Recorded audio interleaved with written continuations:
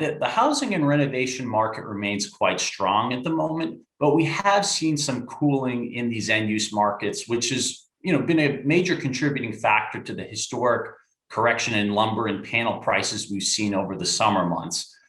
With how much home prices have appreciated over the last year, buyers are maybe having second thoughts about pulling the trigger on buying a home. And the renovation activity that really kind of propelled demand last year has started to soften as households pivot their spending back to the service side of the economy. Particularly, you think about restaurants and bars, people are traveling again. And a lot of this reflects the fact that vaccination levels have risen in North America. So, demand is still strong, but we are seeing some easing from those very exceptional levels that we saw in the second half of 2020 and early 2021.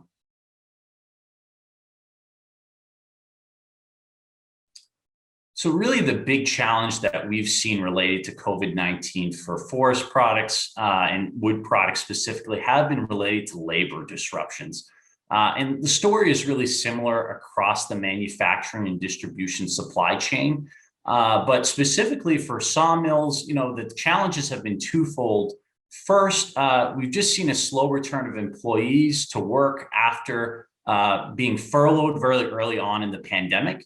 And then, of course, second, and maybe even more importantly, the surge in positive cases of COVID that we've seen across North America in the various surges that we've seen over the last couple of months here have really made it very difficult for sawmills and panel mills to ramp up production.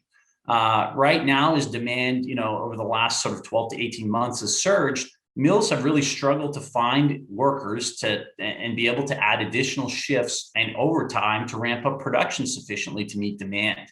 So this negative supply shock in the labor market has been a huge factor that contributed to the record run up in lumber prices that we saw, over the last 12 months or so.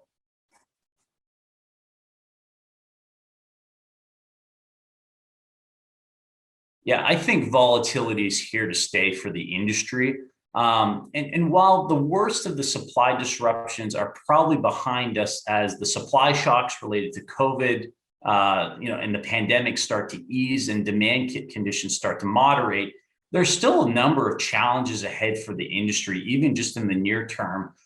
We've had another historic wildfire season out west, which has restricted logging and ultimately will hamper fiber availability down the road. Duties on Canadian lumber are set to double in the fourth quarter, and mills are implementing curtailments in response to the significant pricing correction that we've seen out in the market today. So even as markets rebalance somewhat, I think the industry is in for a historic amount of volatility in the months and maybe even years ahead, which market participants really need to prepare for.